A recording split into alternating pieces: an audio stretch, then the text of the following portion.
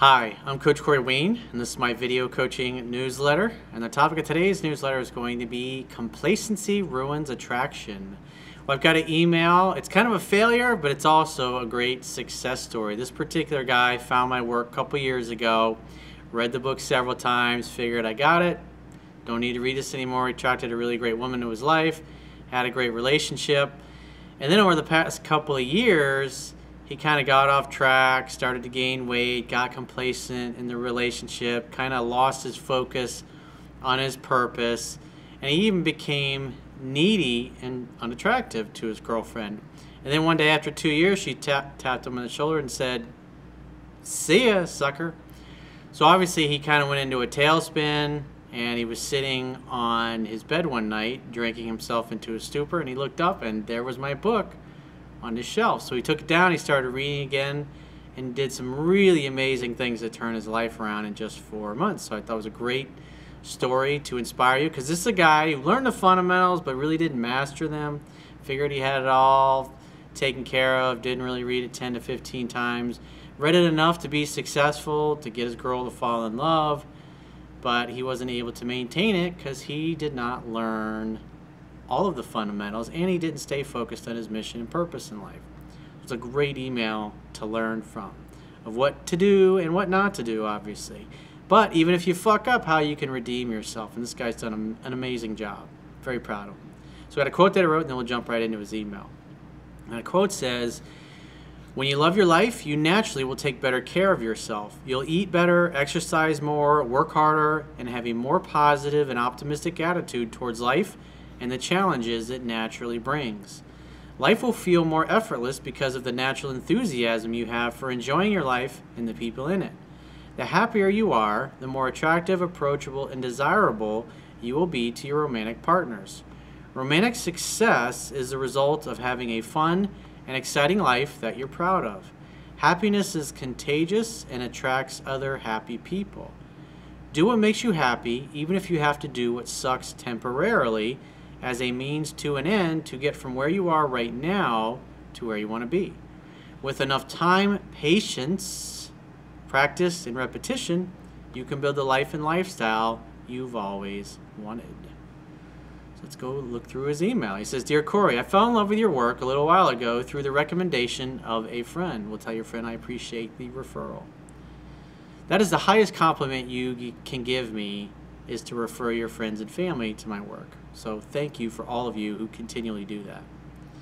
I purchased and read the book a handful of times and thought I knew it all when I embarked on my next relationship." Yeah, a lot of guys, they start getting their noodle wet and they're like, "I got it. This is awesome. This is easy. Piece of cake." I talked about getting complacent in the book. I talked about when I did it and what it cost me. But sometimes, guys, success really isn't a great teacher. It's the failures, especially a painful failure like this guy experienced, to realize, wow, I'm not going to do that again. That's what it takes sometimes. Sometimes you got to hit the wall and go splat before you say, you know what, I probably should go around the wall next time, or maybe over it, not try to go through it. Her attraction level was high, and things quickly fell into place. She was texting me constantly, wanted to come over and hang out with her, and things advanced quickly inside the first 3 months. Yeah, it's like the honeymoon period. The pickup skills, the dating skills, a lot of guys get focused on that because that's where a lot of them go wrong. But when it comes to the relationship and maintaining it, it's not something that happens overnight. It's like the analogy I've talked about in the past, where it's kind of like you put a frog in a pot of boiling water, it'll jump right out. But if you put a frog in a pot of warm water and you slowly turn up the heat, it'll just stay there and float around until it slowly boils to death, if you will. And that's kind of what happens. It happens over many months, in this case 2 years. She had children and I had children, but the dynamics seemed to work and work well. But as the relationship became easy, I became complacent. I thought I knew it all. Pride cometh before the fall, as they say. I started focusing on her in the relationship tag. In other words, you move back. Because what happened, obviously, is you're there long enough, you just kind of drift back into your old ways of thinking that always caused you problems in the past. In other words, you didn't get emotionally anchored deep enough to the new way of being and showing up as a man. It's easy to just kind of fall back into those old patterns. I lost my purpose, I put on weight, I became needy, and over time, unattractive. It sounds like in a lot of ways you kind of became the woman, especially if you're focused on the relationship label. After 2 years, she tapped me on the shoulder with absolutely no warning. Most guys don't see it coming. She's like, I got this. I don't need that relationship stuff that Corey talks about. I got this. She loves me. I'm the man. She said she didn't love me anymore and wanted to move on. She threw me under the bus. It was the most painful thing I had ever encountered. Yeah, especially when you're not expecting it. It stings. That's the kind of thing that takes a while to get over for most people. But obviously this guy, he turned things around pretty damn quick. And that's what Tony Robbins will say is a MAP, which stands for Massive Action Plan. That's what this guy, you're going to see here in a second, that's what he did. He took a massive action. After bunkering down in my bedroom for a week of drinking Jack Daniels and eating boxed crackers saying, woe is me, I looked up and saw your book sitting on my shelf. You saw the shaved-headed bastard on your shelf, the picture of me looking right at you. I took action. I read the book 3 times in the space of 2 weeks. I started watching your YouTube videos, and I decided to do something about myself. That's the important thing. He decided. He said, enough of this. This is bullshit. I'm better than this. I deserve better than this. I've had better than this. I'm going to take control of my destiny. And that's what he did. I completely changed everything I did. I started watching what I ate, and I went to the gym. I started focusing on my business and getting that back on track. That, at the end of the day, is masculine energy. That's why a feminine woman is attracted to a masculine man, because he has purpose, because he has drive, because he has a mission that he's trying to accomplish. And when that stuff just kind of goes by the wayside because you get hypnotized by the punani, bad things happen. Obviously, he's case in point. I focused on my 2 daughters. They're age 14 and 10. And I have half the time, or who I have half the time, and made time to do the stuff they wanted to do. That's awesome, being a great dad. There's no higher calling in life than being a parent. It was tough. I was a mess, crying every day and unable to focus for long periods. Well, you got to feel it to heal it, and it's good that you cried and you got it out. It dissolves that energy.